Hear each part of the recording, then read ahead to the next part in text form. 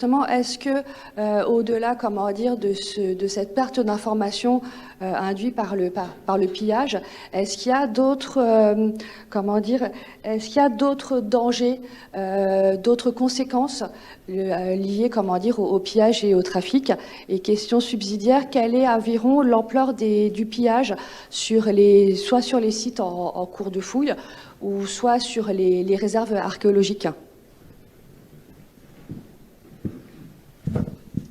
Alors, dans les risques liés au pillage, on parle du contexte. Alors, dans l'idée, il y a encore une petite dizaine d'années, c'était très difficile de faire comprendre les notions de contexte au public, et le développement de l'archéologie préventive y a aidé avec la communication, etc.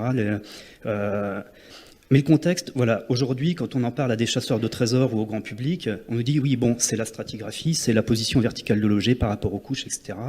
Ce qui va se trouver dans la couche de labour ou dans l'humus en milieu forestier, c'est pas grave si c'est prélevé par des chasseurs de trésors, on peut le prendre, parce que c'est ce que le public dit, hors contexte. C'est pas vrai, parce que le contexte, c'est aussi la planimétrie. C'est la place de l'objet sur une carte à place, ça localise un potentiel archéologique sur une carte, et en amont des chantiers de fouilles, qu'ils soient préventifs ou programmés, il y a aussi ce qu'on appelle les prospections inventaires et prospections thématiques. C'est-à-dire que tous ces objets de surface qui sont visibles à l'œil ou qui sont à portée de détecteurs de métaux, les archéologues, dans le cadre de ces missions de prospection, peuvent les collecter, repèrent les emplacements, enregistrent les coordonnées. Et donc le contexte, c'est aussi la place géographique de l'objet sur le plan. Et tous ces éléments, ils partent dans un document qu'on appelle la carte archéologique nationale, et c'est l'outil de base pour les prescripteurs dans les services régionaux d'archéologie pour les opérations d'archéologie préventive, diagnostic, et puis ensuite fouille complétée par ces données, ce qu'on appelle le contexte large. Et si on n'a pas ça, si on n'a pas ces données qui sont collectées en prospection, parce qu'ils ont été sucrés par une succession de prospecteurs clandestins, de chasseurs de trésors, l'information, l'archéologue prescripteur ne l'a pas. J'ai en mémoire le cas sur un diagnostic.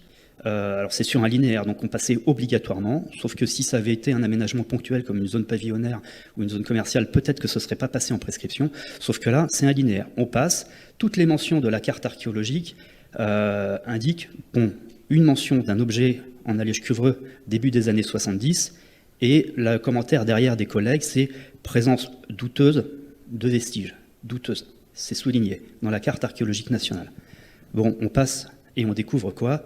Un sanctuaire l'Athénien, occupé ensuite par un sanctuaire antique, remplacé par un sanctuaire antique.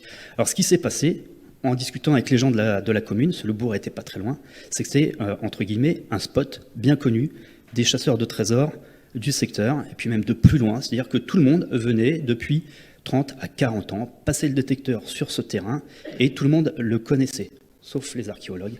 Je dis, début des années 70, mention site douteux. Voilà. Si on est passé en linéaire, on a repéré ce site, derrière c'est parti en fouille, une très belle fouille qui a apporté beaucoup d'éléments à la connaissance de ce secteur, mais aussi aux problématiques religieuses, etc., sur le temps long, allant de la fin de la proto-histoire jusqu'au début du christianisme. Sauf que si on s'était tenu aux éléments collectés officiellement dans le cadre de prospection, on n'avait rien du tout. Tout était parti dans le cadre de prospection clandestine. Voilà le risque, c'est-à-dire que l'aménagement du territoire ne peut pas se faire à cause de la chasse au trésor, du détectorisme. Je vous remercie, Jean-David Desforges.